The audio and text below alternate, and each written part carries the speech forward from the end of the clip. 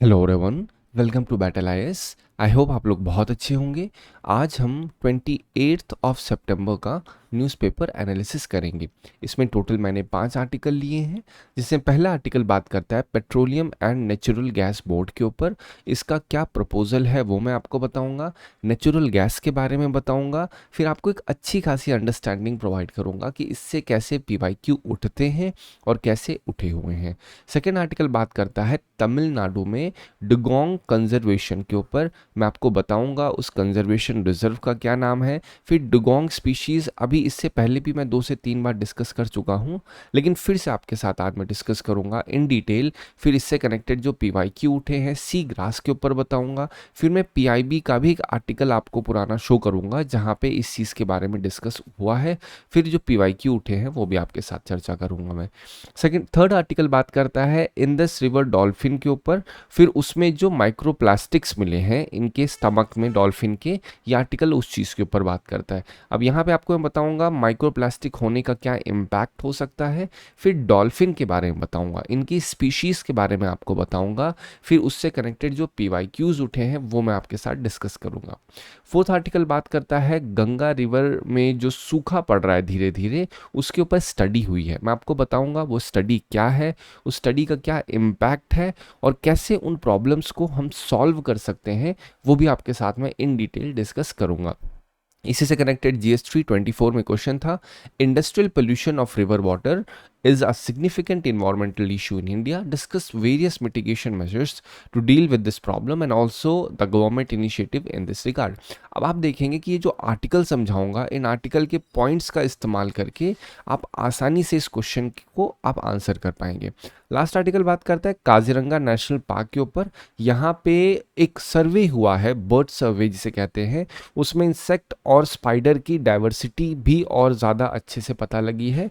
आपको यहाँ पे मैं बताऊँ काजीरंगा किस चीज़ के लिए बेसिकली जाना जाता है, आप जानते हो वन हॉर्न राइनो। फिर आपको मैं एक प्रीवियस आर्टिकल कनेक्ट करूंगा, फिर जो पीवाईक्यूज उठे हैं वो भी आपके साथ में चर्चा करूंगा, और इससे आपको एक अच्छी खासी अंडरस्टैंडिंग मिल जाएगी कि किस तरीके से आपको किसी भी स्पीशीज़ के ऊपर अगर आर्टिकल है वो कैसे समझना है। संडे का दिन है तो आज के दिन आर्टिकल स्पीशीज़ के ऊपर पर्टिकुलरली थोड़े ज़्यादा होते हैं और वो दिखे भी हैं। मैंने पूरी तरीके से जो जो पॉइंट्स रिलेवेंट दिखे हैं, जहाँ से पीवाईक्यू उठे हैं और उठने के चांसेस हैं इन फ्यूचर, मैंने उन सब आर्टिकल्स को आज यहाँ पे पिक किया है। इसका पूरा PDF आप बैटल आईएएस के टेलीग्राम चैनल से डाउनलोड कर सकते हैं। चलिए स्टार्ट करते हैं अपना पहला आर्टिकल। ये बात करता है petroleum and natural gas regulatory board के ऊपर। तो अब मैं इसको एक PNG बोलूँगा, PNG समझ जाइएगा, मैं बोर्ड की बात कर रहा हूँ, ठीक है। बार बार वो उतना लंबा स्टेटमेंट रिपीट करने का कोई पॉइंट नहीं है। तो जो PNG है उन्होंने एक प्रोसेस इनिशिएट किया है कि एक पाइपलाइन डालेंगे जिसे नेचुरल गैस पाइपलाइन कहते हैं। कहाँ से? एन्नोर से लेके कोंडापल्ली आंध्र प्रदेश तक, ठीक है।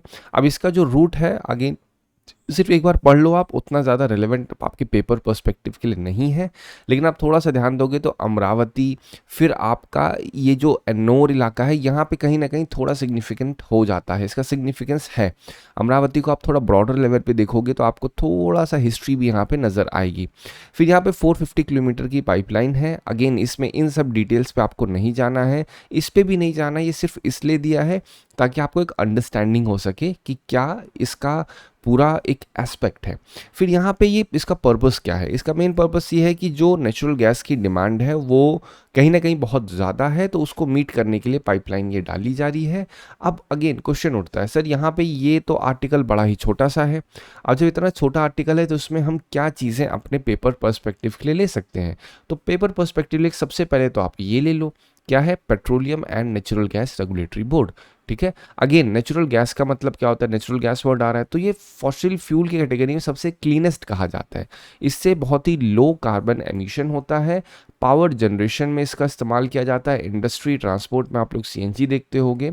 अब ये हो गया आपका नेचुरल गैस के ऊपर, ठीक है। फिर यहाँ पे अगर मैं आपको PNG के बारे में बताऊँ तो ये एक स्टैट्यूटरी बॉडी है जो आपका PNGRB एक्ट 2006 के द्वारा एस्टेब्लिश की गई थी। इसका काम क्या है?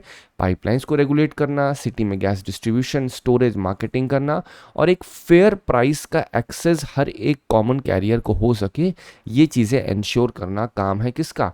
Petroleum and natural gas regulatory board के ऊपर, ठीक है। चलो, अब इससे कनेक्टेड एक पीवाईक्यू उठा है यूपीएससी 2019। अगर आप ध्यान से देखोगे पीएनजीआरबी, इसी के ऊपर तो आर्टिकल है, क्वेश्चन तो पूछ लिया गया है। क्या क्वेश्चन पूछा जाएगा एन्नोर कोंडापल्ली के ऊपर? नहीं। आपको बेसिक पता है यूपीएससी, ये आपकी करंट अफेयर है आज की, लेकिन UPSC is all about connecting current with static portion. इसीलिए मैं आपको सीएसपी मेथड बोला, C for current, S for static और पी फॉर पीवाईक्यू। अगर आपने इन तीनों का डाइवोर्स किया तो आप कहीं ना कहीं बहुत ही ज़्यादा बैक रहोगे, आपके चांसेस बहुत कम हो जाएंगे क्वालिफाई करने के। लेकिन आपने अगर तीनों कनेक्ट कर दिया, करंट को स्टैटिक के साथ, स्टैटिक को आपने पीवाईक्यू के साथ, तो कहीं ना कहीं आप एक राइट अप्रोच पे चलेंगे। तो यहाँ मैंने क्या किया, वही चीज़ तो की है। करंट पोर्शन ये है जो पाइपलाइन डाली जा रही है। स्टैटिक पोर्शन क्या है इसमें? एक तो नेचुरल गैस है, दूसरा पीएनजी है। मैंने वो आपको पिक किया, अब उसी को मैंने कनेक्ट कर दिया किसके साथ? पीवाईक्यू के साथ। ये आपके सामने है, ठीक है। पीवाईक्यू क्या पूछा गया है? PNG is the first regulatory board setup by government of India. अब कभी भी आपको कोई चीज कही जाए भैया ये चीज फर्स्ट है, ये चीज लार्जेस्ट है, बिगेस्ट है, तो यूपीएससी में अक्सर ये चीज गलत होती है, ठीक है। अगेन मैंने कहा अक्सर, ये नहीं कहा हमेशा, ठीक है। अब यहाँ पे अगर ये पहला नहीं है तो कौन है पहला? तो ट्राई को पहला कहा जाता है, इसे Telecom Regulatory Authority of India भी कहते हैं। वो पहला रेगुलेटरी बोर्ड इंडिया में एस्टेब्लिश हुआ था। One of the task of PNG to ensure competitive gas market, यही तो मैंने यहाँ पे लिखा है, देखो क्या लिखा है, यही सेम चीज़ तो है कि भैया एक कॉम्पिटिटिव गैस मार्केट की प्राइसिंग को एंश्योर करना, तो second is the right one. फिर क्या लिखा है? Appeal against decision of PNG go to the appellate tribunal for electricity. आपको हमेशा कहा है मैंने, ट्रिब्यूनल्स क्या होते हैं? ट्रिब्यूनल्स मतलब एक कोर्ट्स, कोर्ट का काम क्या होता है जनरली? आप सुप्रीम कोर्ट, हाई कोर्ट सुनते हो, लेकिन ये ट्रिब्यूनल ऐसे कोर्ट हैं जिनके पास एक स्पेसिफिक केसेस दिए जाते हैं और ये केवल और केवल उन्हीं मुद्दों पे, उन्हीं सब्जेक्ट्स के ऊपर चर्चा करते हैं। अगर आपसे कहा जा रहा है इलेक्ट्रिसिटी वाला अपीलेट ट्रिब्यूनल, तो यहाँ पे ये मैटर नहीं है कि एनवायरमेंट केस आएंगे, यहाँ पे ह्यूमन राइट केसेस नहीं आएंगे, यहाँ पे सिर्फ इलेक्ट्रिसिटी रिलेटेड चीज़ें जो होती हैं वो आएंगी। और अक्सर हमेशा ध्यान रखिए, एक यूपीएससी का ट्रैप जनरली क्या होता है कि अगर इन्होंने कोई एक पीएनजी देखोगे, सोचोगे सर पीएनजी तो बात कर रहा है पेट्रोलियम के ऊपर, फिर यहाँ पे अगर आप देखोगे इलेक्ट्रिसिटी वाला बोर्ड ट्रिब्यूनल, तो आप देखोगे सर दोनों में बहुत डिफरेंस है। लेकिन अक्सर यूपीएससी ऐसे ही करती है, जहाँ पे थोड़े डिफरेंसेस लगते हैं वो स्टेटमेंट सही कर देती है। अगर यहाँ पे लिखा होता appeal against the decision of electricity, ये आपको बहुत सिमिलैरिटी लग रही है, तो वो एक ट्रैप है कहीं ना कहीं गलत होने का। यूपीएससी ऐसे ही करती है, आपको बहुत ही फेवरेबल देगी कि भाई बोलते हैं ना सन राइजेस, इधर एक्स दे देंगे, सन राइजेस इन या सन सेट्स इन वाई, ऐसे करके अगर आपको दे रहे हैं तो अक्सर एक्स की जहां वाई डाल देंगे और वाई की जहां एक्स डाल देंगे। यूपीएससी ये जनरली करती है। तो थर्ड स्टेटमेंट यहाँ पे सही है। क्यों सही है? क्योंकि यहाँ पे तो आपको रिजेंबलेंस, देखो आपको थोड़ा बहुत तो एक्स का बेसिक इंफॉर्मेशन पता होनी चाहिए, लेकिन अगर नहीं पता है बेटा तो वहां पे आप एक लीप ऑफ, एक बोलते हैं ना, एक अपने में गेस वर्क ले सकते हो, कहते हैं हम लोग। वो गेस वर्क क्या है कि आपका इसका और इसका कनेक्शन नहीं है तो चांसेस हो सकते हैं, जहां कुछ नहीं वहां पे एक तो आपने पहले गलत कर दिया ना, तो अगर आप पहले एलिमिनेशन लोगे तो आप आसानी से 2 3 पे आ जाओ। लेकिन मैं कह रहा हूं एलिमिनेशन नहीं है तब क्या करोगे?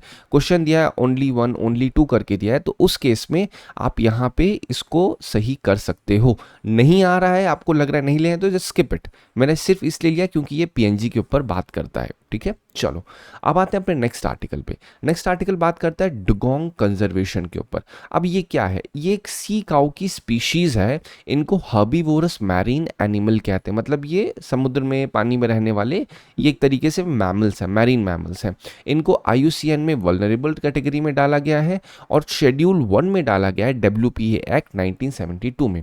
अगर इनकी हैबिटेट देखा जाए तो गल्फ ऑफ मन्नार, पाक बे, गल्फ ऑफ कच्छ, अंडमान निकोबार, इन सब इलाकों में कहीं ना कहीं ये पाए जाते हैं। कौन? डुगोंग।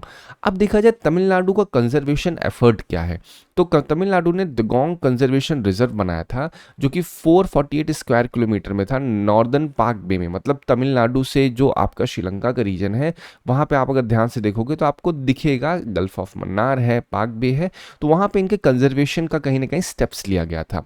मेजर्स क्या किए गए?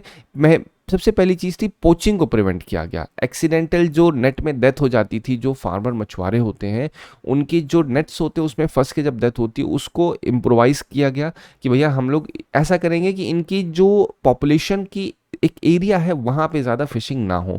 रेस्क्यू रिलीज करने पे स्टेप्स लिए गए। सी ग्रास के ऊपर, सी ग्रास इनका मेन खाना क्या होता है, देख लो, इस सी ग्रास का इनका मेन खाना होता है। ये हर्बीवोरस है, ध्यान रखिए। इतने बड़े मैमल हैं, आप देखो शार्क्स को देखो, कार्निवोरस आपको दिखेगा, फिर आप वेल्स को देखो, लेकिन ये क्या है, मैमल्स तो वेल भी है, लेकिन जो डगोंग है ये हर्बीवोरस है, पर्टिकुलरली ओनली हर्बीवोरस कह सकते हो आप लोग, ठीक है।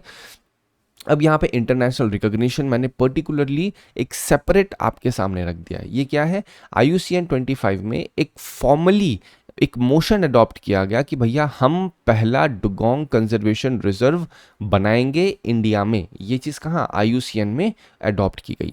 अब यहाँ पे फ्यूचर प्लान क्या है, इंटरनेशनल डुगोंग कंजर्वेशन सेंटर बनेगा, कहाँ, मनोरा, तंजावुर में।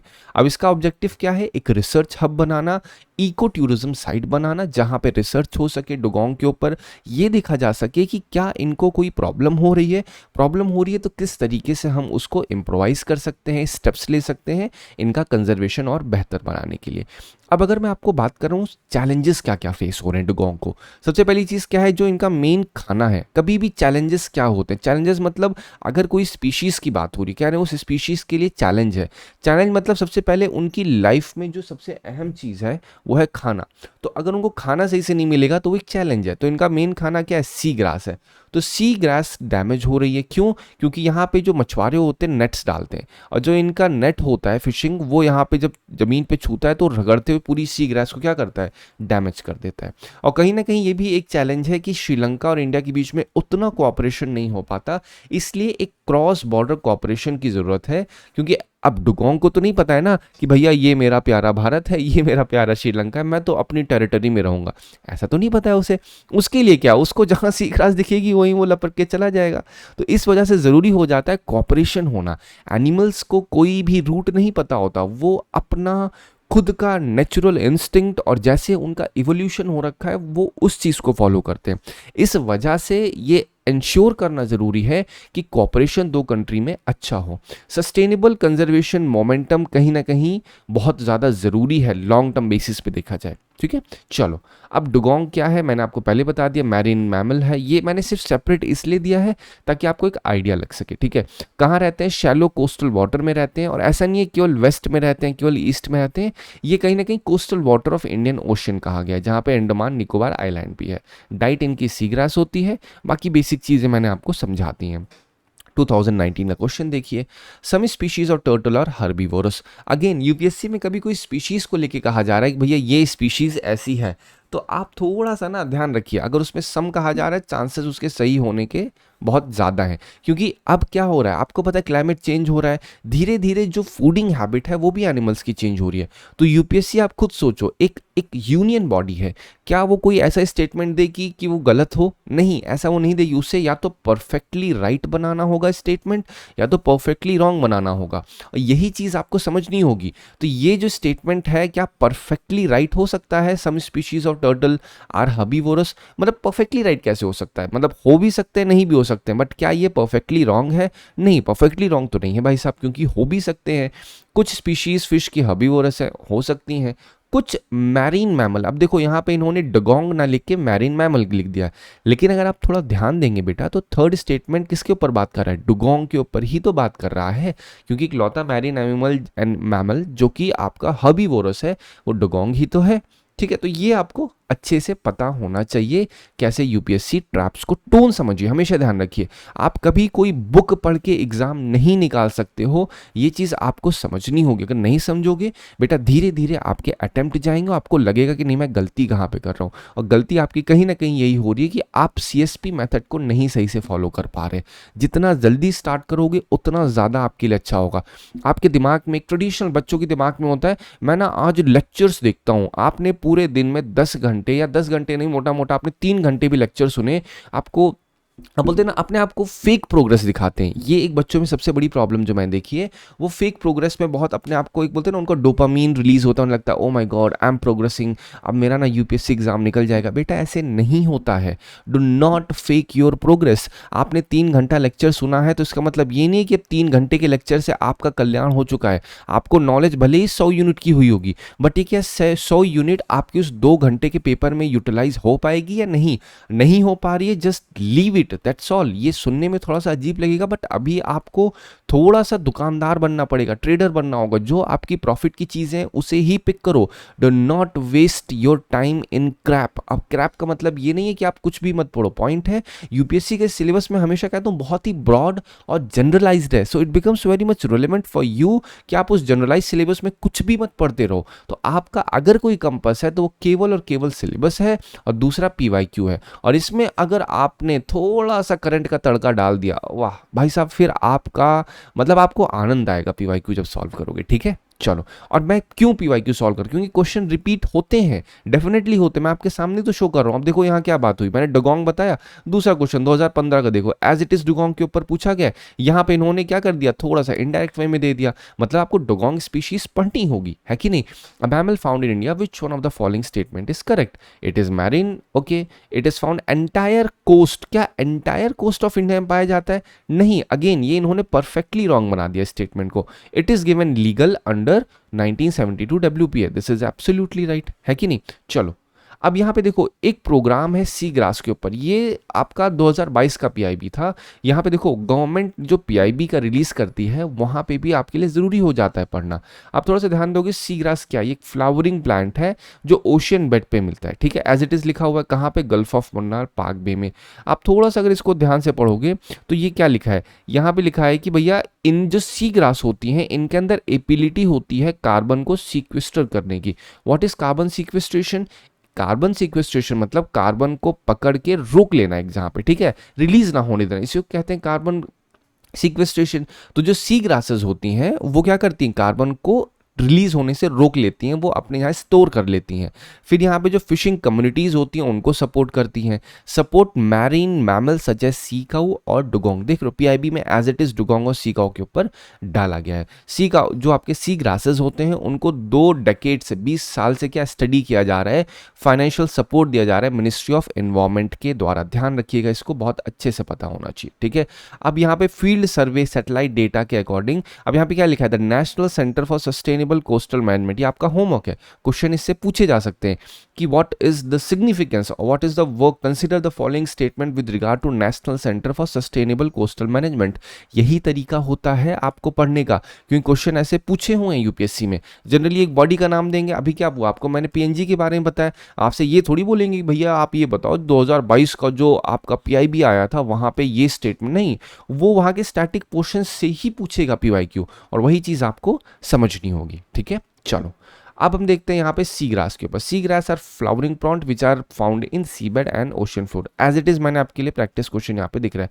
सी grass exist only in west coast of India, absolutely wrong, अभी तो मैंने कहा। अब इन्होंने क्वेश्चन क्या पूछा था, यहाँ पे इन्होंने क्वेश्चन पूछा है कि भैया ये जो डुगोंग है ये एंटायर कोस्ट ऑफ इंडिया में फाउंड होते हैं। मैंने बस क्या किया, डुगोंग की जहाँ पे यहाँ पे लिख दिया सी ग्रास, मतलब देखो टोन में वही रख रहा हूँ आपके लिए, sea grass exist only in west coast of India. तो ये क्या शो कर रही है, ये रिजेंबलेंस शो कर रहा है कि आपको, अब मैं डुगोंग ही दूंगा तो आपको कहने के लिए सर वो तो रिपीट हो गया, लेकिन मैंने सी ग्रास दे दिया तो आपको एक नई वैरायटी पता चली, ठीक है। तो यहाँ पे ओनली करके लिमिट कर दे रहे हैं तो वो स्टेटमेंट जनरली गलत होता है। They support marine mammals such as sea cows और डुगोंग, एज इट इज वही स्टेटमेंट यहाँ पे रिपीट है, तो आप आसानी से बोल सकते हो कि 1 and 3 is the right one. I hope आपको आइडिया लग रहा होगा कि किस तरीके से आपको अप्रोच करना है, ठीक है।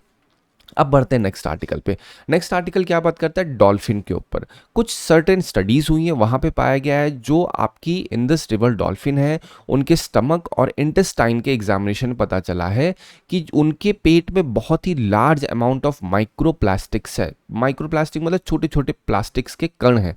जो मेन टाइप है मिले हैं उसमें टेक्सटाइल फाइबर हैं, आप सोच लो जो धागे होते हैं प्लास्टिक के, वो पेट पैकेजिंग प्लास्टिक भी मिले हैं उसमें। अब पेट के बारे में क्वेश्चन पीवाईक्यू पूछा गया है। जब जो देखो मैं अक्सर क्या होता है जब आपके लिए पीवाईक्यू डालता हूं, जब मैं बोलता हूं इन फ्लो भी चीज़ें मुझे याद आती हैं, तो आप उसको नोट ज़रूर कर लिया करो बेटा, ठीक है। तो पेट के ऊपर क्वेश्चन पूछा गया है। विश्वास, मैं अगेन कहता हूँ हमेशा उसको चेक करो, और चेक करने में आपका भला हो जाएगा। आप रीक्रॉस वेरीफाई भी करो, लेकिन उसमें फ़ायदा ये होगा, मुझे एक अच्छा एक अंदर से अच्छा फील होगा कि हाँ आपने एक बार नेट पे जा करके सर्च किया, सर ने कहा है कि पेट के ऊपर पीवाईक्यू आया हुआ है, तो लेट्स चेक इट। सिंपल डाल लो पेट यूपीएससी, पीवाईक्यू, कुछ भी लिखो, आपके सामने कोई ना कोई कोचिंग कहीं से भी देखो, it doesn't matter at all, आपका आखिरी में कल्याण होना चाहिए, दैट्स ऑल, ठीक है। और कॉन्सेंट्रेशन देखा जाए तो स्मॉल इंटेस्टाइन में इसका हाईएस्ट कॉन्सेंट्रेशन था, किसका, माइक्रोप्लास्टिक का। अगर देखा जाए क्या एक्सपोजर है, क्यों है इतना, तो कहीं ना कहीं क्या है, जो डॉल्फिन है उन्होंने डायरेक्ट इंजेक्शन किया प्लास्टिक का, फिर जो आपका खाना खाती है, जो प्रे को कंज्यूम करती है, हंटिंग करती है डॉल्फिन, उनमें भी कहीं ना कहीं माइक्रोप्लास्टिक पाया गया, तो उनसे माइक्रोप्लास्टिक इनके इंटेस्टाइन में आया हुआ है। अगर मैं आपको सिग्निफिकेंस बताऊं डॉल्फिन की, तो ये एक बायो इंडिकेटर की तरीके से एक्ट करती है, इंडस रिवर की जो इकोलॉजिकल हेल्थ है उसको भी ये दिखाती है, इसलिए कहा ये बायो इंडिकेटर है। बायो इंडिकेटर मतलब अगर आपको देखना है इंडस रिवर की हेल्थ कैसी है, तो आप देख लो कि डॉल्फिन की हेल्थ कैसी है। डॉल्फिन की हेल्थ अच्छी है तो इंडस जो रिवर है उसकी भी हेल्थ अच्छी ही होगी। और अगर यहाँ पे बहुत ज़्यादा एक्सेसिव माइक्रोप्लास्टिक जा रहा है, दैट मीन्स इंडस रिवर में प्लास्टिक है, और अगर इंडस रिवर प्लास्टिक है तो हमें सोल्यूशन लेना पड़ेगा। देखो आर्टिकल बहुत छोटा सा है, लेकिन मैं छोटे ही आर्टिकल से आपके लिए कितनी सारी चीज़ें निकाल रहा हूँ, आपके सामने विजिबल है, वैसे हवा में कुछ भी नहीं बोल रहा हूँ। यहाँ पे आप देखोगे आर्टिकल कितना छोटा सा था, ये वाला आर्टिकल, लेकिन यहाँ पे आपके लिए मैंने निकाला एक पीवाईक्यू। अब आप देखो यहाँ पे जो ये आर्टिकल है, इससे मैं आपके लिए भी कितने क्वेश्चंस निकालूंगा, आपके सामने विजिबल होगा, ठीक है। अब देखो इम्पैक्ट क्या होगा माइक्रोप्लास्टिक का, जो आपकी इंडस रिवर डॉल्फिन है और जो इंडस रिवर का इकोसिस्टम है। पहली बात तो डॉल्फिन की हेल्थ के ऊपर इम्पैक्ट पड़ेगा, डाइजेस्टिव ब्लॉकेज हो सकता है, इंजरीज हो सकती है।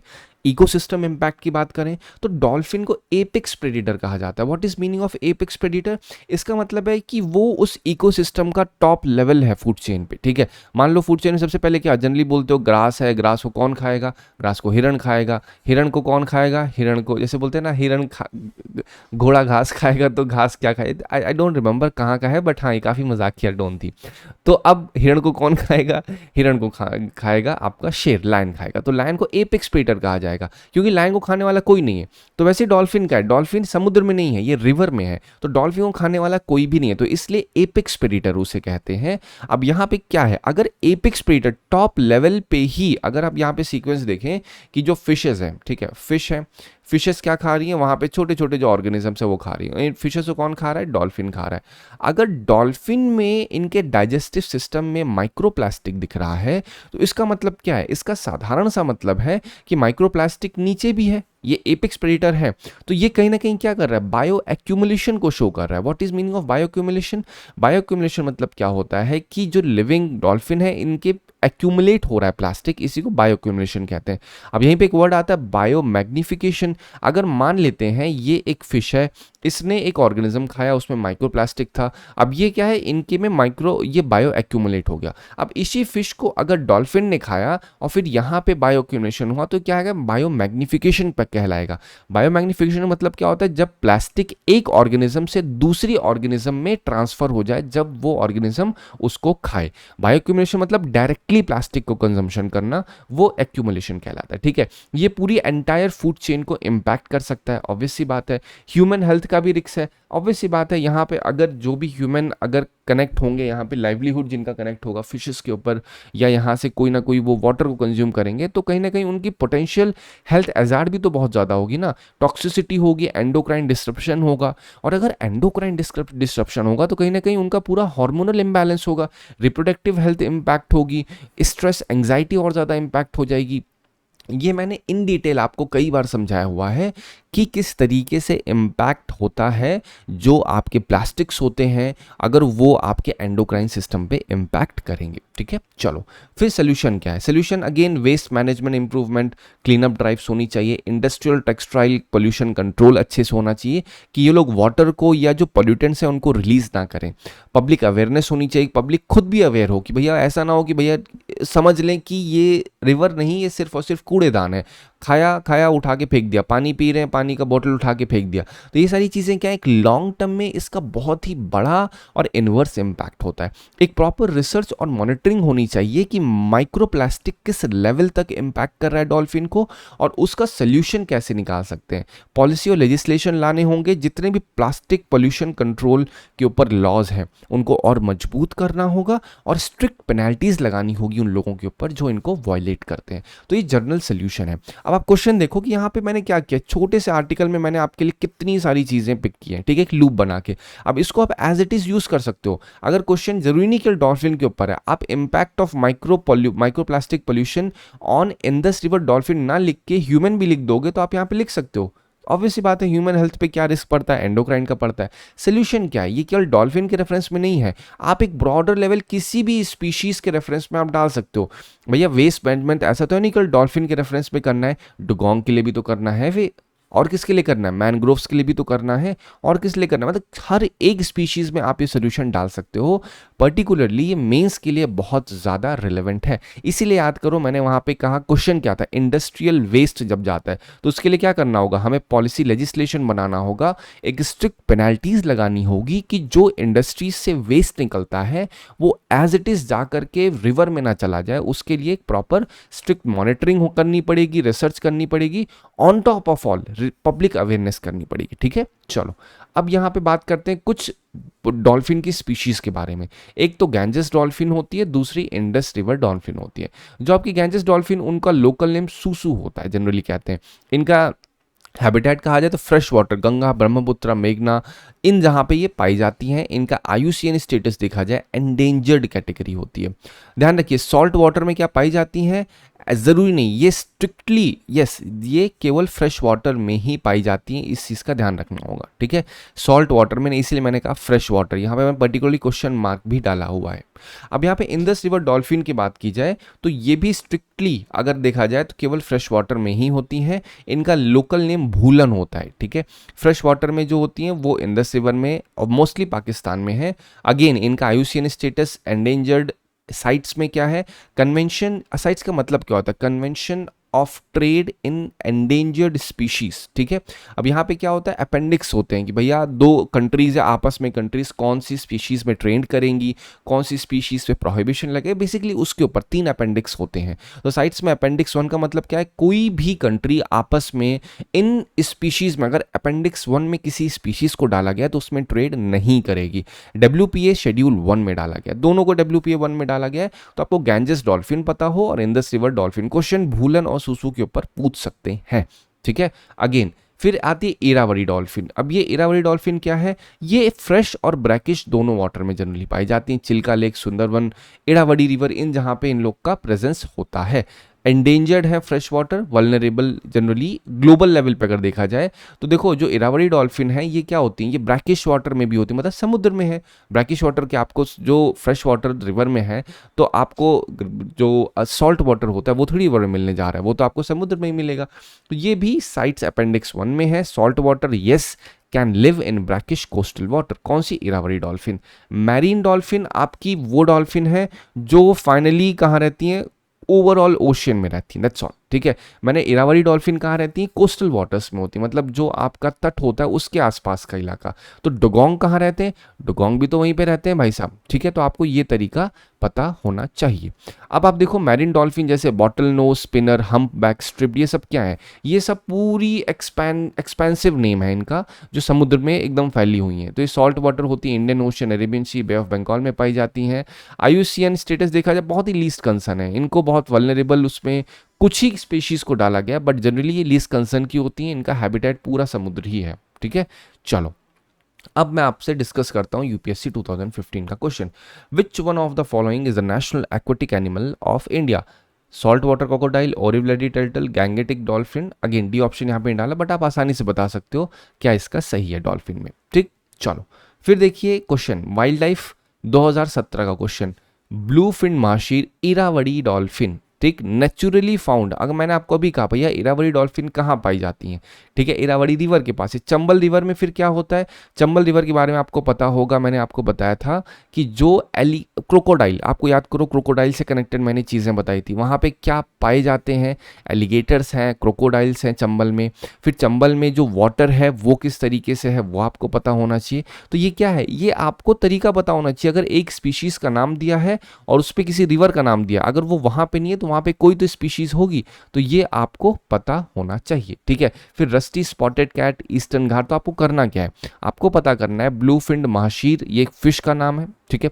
ये कहाँ पे पाई जाती हैं ये आपको पता होना चाहिए। ये मैंने क्वेश्चन सिर्फ इसलिए ताकि आपको दिखा सकूं कि इरावदी डॉल्फिन के ऊपर क्वेश्चन यूपीएससी ने पूछा हुआ है, बट जनरली इन्होंने बस गलत कर दिया यहाँ पे। तो आपको ये मत सोचो चंबल को छोड़ दो, चंबल में देखो क्या पाया जा रहा है। जब मैंने कहा क्रोकोडाइल, तो क्या क्रोकोडाइल पाया जा रहा है वहाँ पे, तो कौन सा पाया जा रहा है, क्रोकोडाइल नहीं है तो क्या है। आप अगर ध्यान से देखोगे ऐसे करके, उसे क्या कहते हैं, उस क्रोकोडाइल का नाम है वो क्रोकोडाइल है, एलिगेटर है, या उसे क्या कहते हैं, ये मेरा आपसे सवाल है। आपको ये चीज़ सर्च करनी है, ठीक है।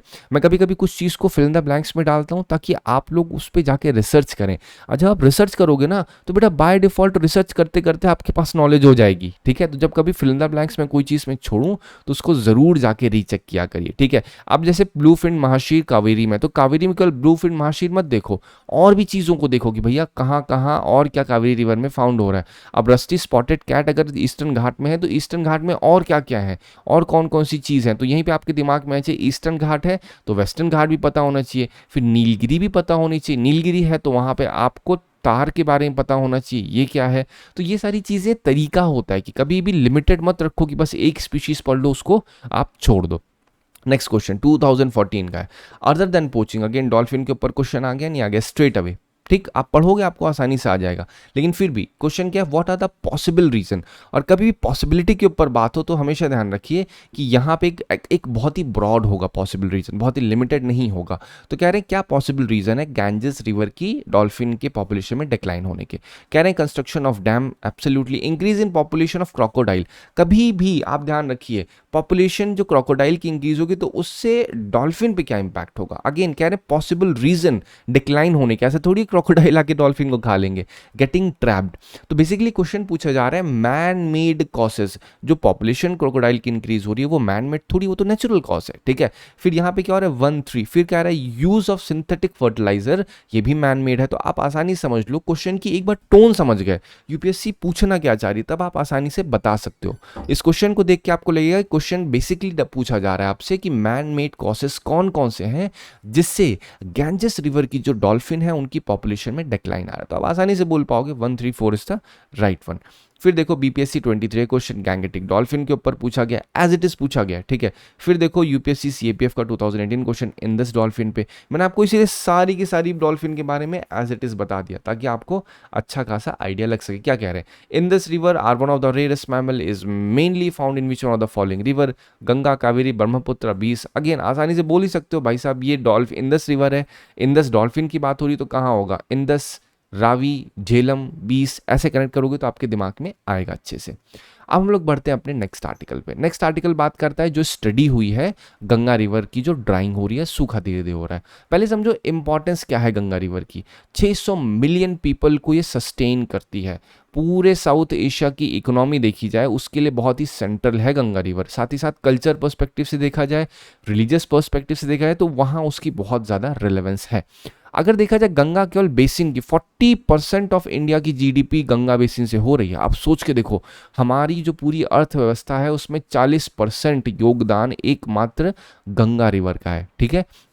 अब की फाइंडिंग्स क्या है, रिवर का फ्लो जो है वो धीरे धीरे क्या हो रहा है, डिक्लाइन हो रहा है। अब ये डिक्लाइन ऐसा नहीं अचानक से हो गया, धीरे धीरे बहुत ही पहले समय से हो रहा है, ठीक है। फिर अगर पीरियड ऑफ कंसर्न की बात की जाए 1990 से जो ड्राइंग है, ड्राइंग मतलब भी नहीं गंगा रिवर सूख गया, ड्राइंग मतलब धीरे धीरे धीरे धीरे वो सूखती जा रही है, बहुत ही इंटेंसिफाई हो चुकी है। जो ड्रॉट्स होते हैं, सूखा पड़ता है, अब और लंबा हो चुका है पिछली सेंचुरी के मुकाबले, ठीक है। तो ये गंगा रिवर के ऊपर जो स्टडी हुई है। अब मैं आपको डायरेक्टली बताता हूँ Y Gangas flow is falling और वाई इज इट ड्राइंग। पहला तो क्या है, वीकर समर मानसून, मानसून उतना स्ट्रांग ना होने के कारण क्या होता है, अब वहां पे उतना पानी नहीं आ पाता, ठीक है। फिर क्या है, ग्राउंड वाटर का ओवर एक्सट्रैक्शन, ये बहुत साधारण सी बात है, जितना ओवर एक्सट्रैक्शन किसी भी चीज़ का होगा तो उससे कहीं ना कहीं इम्पैक्ट रिवर के ऊपर भी होगा। लोग फार्मिंग टेक्निक, इरिगेशन करने के लिए बहुत ही एक्सेसिव ओवर एक्सट्रैक्शन करते हैं ग्राउंड वाटर का। लैंड यूज में चेंजेस, ये भी बहुत बड़ी चीज़ है। आसपास का जो इलाका होता है रिवर का, वहाँ पे क्या कर रहे हैं, डिफॉरेस्टेशन इतना ज़्यादा कर रहे हैं, अर्बनाइजेशन हो रहा है। आपने नोटिस किया होगा प्रयागराज में कितने सारे घरों में क्या आ गया, आपने एक वीडियो भी देखा होगा होगा, लाइक पीपल बोले चलो गंगा माता हमारे एकदम घर के पास आ गई। बेटा आप नहीं, मतलब उनसे बोलो जाके कि अगर आप हो प्रयागराज से, तो अगर आपने इस मान्यता को कहीं मान के आपने सुना है कि भैया हम तो बड़े सौभाग्यशाली हैं कि गंगा रिवर हमारे सामने आ गई, वो नहीं आपके सामने आई है, हम लोग उनके सामने बैठ गए हैं जाकर के, वहां उनके सामने एकदम बना दिया है। ठीक है, क्लाइमेट चेंज के बारे में देखा जाए, क्लाइमेट चेंज हो रहा है और उससे प्रिसिपिटेशन पैटर्न चेंज हो रहा है, टेम्परेचर राइज हो रहा है, टेम्परेचर राइज हो रहा है, अनइवन हो रहा है।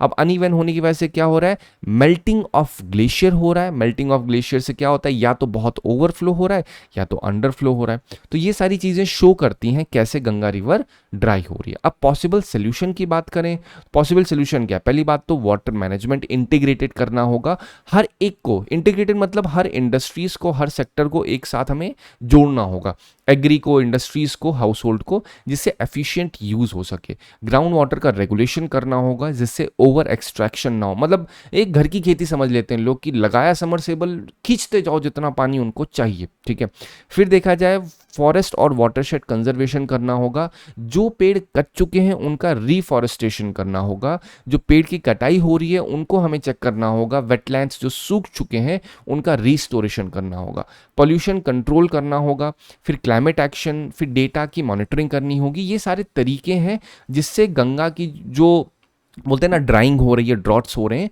वो कहीं ना कहीं टैकल किए जा सकते हैं। हमेशा मैंने कहा ये नहीं कह रहा सोल्यूशन यही है, बट पॉसिबिलिटी हो सकती है कि ये सारी चीजें कहीं ना कहीं एक सामने हमारे एक ऑप्शन दे कि इससे क्या पता फ्लोइंग उसकी अच्छी हो जाए, नॉर्मलाइज हो जाए। ठीक है, चलो हम लोग बढ़ते हैं अपने नेक्स्ट आर्टिकल पे। नेक्स्ट आर्टिकल बात करता है काजीरंगा नेशनल पार्क के ऊपर। अब यहाँ पे क्या है, यहाँ पे स्टडी हुई है, स्टडी में प्रॉपर 283 स्पीशीज को डॉक्यूमेंट किया गया है। कहाँ पे, जो आपकी पूरा काजीरंगा नेशनल पार्क है। हाईलाइट इसमें क्या है, बटरफ्लाई, मॉथ्स, एंट, बीज, वॉस्प, बीटल्स, इन सब की स्पीशीज को एक प्रॉपर कैटेगराइजेशन किया गया। आप ध्यान से पढ़ोगे, लिखा है जेवल बीटल आपको दिखेगा, फिर ग्रीन स्नाउट दिखेगा। तो ये सब क्या है, ये डॉक्यूमेंट की गई है काजीरंगा नेशनल पार्क में। सिग्निफिकेंस क्या है इसका, सिग्निफिकेंस ये है कि भाई साहब जो इंसेक्ट्स और स्पाइडर हैं ये सीड डिस्पोजल में बहुत मदद करते हैं। अगेन जब मैंने कहा बटरफ्लाई, तो बटरफ्लाई के ऊपर क्वेश्चन पूछा गया है। ठीक है, जैसे कहा था सम बटरफ्लाई स्पीशीज आर वेनमस, ये क्वेश्चन 23 या 24 में आया हुआ है, इसको जरूर लिख लीजिए। कंजर्वेशन मैसेज क्या है, ये जो बर्ड का सर्वे या फिर आप कहो जो इंसेक्ट्स का सर्वे किया गया है उससे क्या सर्वे, हमें क्या मैसेज मिलता है, तो मिलता है भाई साहब यहाँ पे जो काजीरंगा नेशनल पार्क है, it is not just about big five. Big five मतलब rhino, Bengal tiger, Asian elephant, ठीक है, केवल उन तक नहीं सीमित है, यहाँ पे और भी छोटी छोटी स्पीशीज हैं, वो बहुत ज़्यादा ज़रूरी होती हैं, और वो अगर इम्पैक्ट होंगी तो इन बिग फाइव पे भी इम्पैक्ट पड़ेगा। अब यहाँ पे क्या होता है, अगर हैबिटेट लॉस होगा, डिफॉरेस्टेशन होगा, तो इंसेक्ट की पॉपुलेशन थ्रेटन होगी। इंसेक्ट की पॉपुलेशन थ्रेटन होगी तो जो सीड डिस्पर्सल हो रहा है, जो इकोसिस्टम में ये रोल प्ले कर रहे हैं कौन, इंसेक्ट्स, अगर वो इन्वर्सली इंपैक्ट होगा तो कहीं ना कहीं बिग फाइव पे भी इंपैक्ट पड़ेगा। बिग फाइव पे इंपैक्ट पड़ेगा तो ओवरऑल हमारी कंजर्वेशन स्ट्रैटेजीज ही फेल कर जाएंगी। ठीक है, तो ये है बेसिकली इस आर्टिकल में। अब यहाँ पे बात करूँ, 12 जुलाई का आर्टिकल रिकॉल करो, इसी काजीरंगा नेशनल पार्क में एक प्रोजेक्ट रोडीज इंडिया के अंडर में क्या किया गया, राइनो पॉपुलेशन के मैनेजमेंट के लिए काउंट करना स्टार्ट किया गया, और इनके जो हॉर्न्स होते हैं, जो इनके आप बोलते हैं ना आगे फ्रंट एक सिंगल हॉर्न होते हैं, उनका डीएनए डेटाबेस बनाया गया। अब डीएनए डेटाबेस बना के क्या होगा, डीएनए डेटाबेस बना के इनका बेसिकली एक आधार बना दिया जा रहा है। ठीक है, तो मान लो ये क्या है, 2623 हॉर्न्स थे, मतलब जहां पे देखा जाए ये सारे पोचिंग में पाए गए थे। अब यहाँ पे क्या कर रहे हैं, जो हम 2500 2500 जो राइनोस के हॉर्न्स हैं उनका जेनेटिक सैंपल लेकर के हम 2500 आधार कार्ड बना देंगे, लेमन भाषा में समझो। अब इससे क्या होगा, इससे ये होगा कि अब अगर कभी भी किसी हॉर्न, मान लो इसका एक का एक्स, एक का वाई, एक का जेड, ऐसे कर दिया हमने, यूनिक नंबर दे दिया।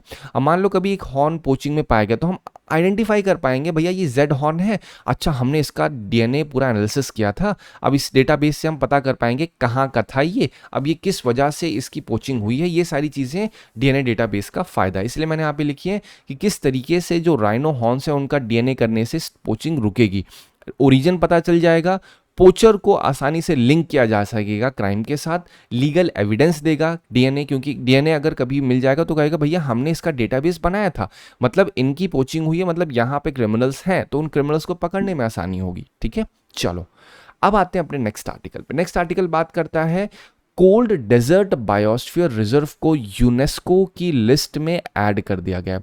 यूनेस्को ने रिकॉग्निशन दिया है इंडिया के कोल्ड डेजर्ट बायोस्फीयर रिजर्व को, और अब 26 न्यू बायोस्फीयर रिजर्व्स पूरे world network of biosphere reserves में आ चुका है। ठीक है, अब इंडिया में देखा जाए, इंडिया में total 13 UNESCO listed biosphere reserve है। इंडिया नहीं, मैं कह रहा हूँ यूनेस्को के द्वारा लिस्ट किए गए 13 बायोस्फीयर रिजर्व इंडिया में है। अगर लोकेशन साइज के बारे में बताऊं, ये बेसिक एक बार पढ़ लो, है कहाँ पे वो पता होना चाहिए। कोल डेजर्ट जो आपका बायोस्फीयर रिजर्व है, ये हिमाचल प्रदेश के लाहौल स्पीति में आता है। ठीक है, कहाँ पे 37 सेशन जो हुआ मीटिंग में, उस पे आपका जो इंटरनेशनल कोऑर्डिनेटिंग काउंसिल थी, जहाँ पे मैन एंड बायोस्फीयर के ऊपर जो जनरली की जाती है, उसमें इनको अनाउंस किया गया as a 13 in UNESCO listed biosphere reserve बनाया गया। ठीक है, अगेन आपको बहुत इस पॉइंट में नहीं जाना, आपको सिंपल करना क्या है, यूनेस्को ने किसे बना रखा है, कोल्ड डेजर्ट को बना रखा है। अगेन इसका फायदा क्या होता है, इसके फायदे जानने के लिए आपको पहले पता होना चाहिए what is biosphere reserve.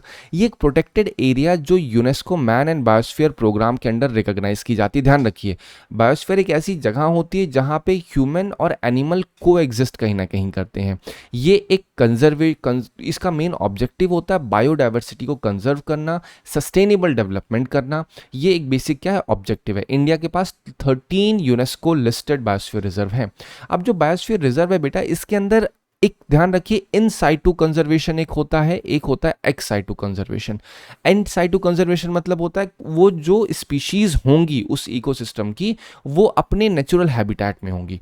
X साइटू मतलब क्या होता है, ह्यूमंस उस स्पीशीज को पिक करेंगे और एक पर्टिकुलर मैन मेड जगह पे रखेंगे, उसे एक्स साइटू कंजर्वेशन कहते हैं। ठीक है, अब इन साइटू जो बायोस्फीयर रिजर्व है, ये इन साइटू कंजर्वेशन का एक हिस्सा है। एक्स साइटू क्या है, बोटैनिकल गार्डन एक एक्स साइटू कंजर्वेशन का एग्जाम्पल है। जो मैंने बोला उसके पीछे कारण है।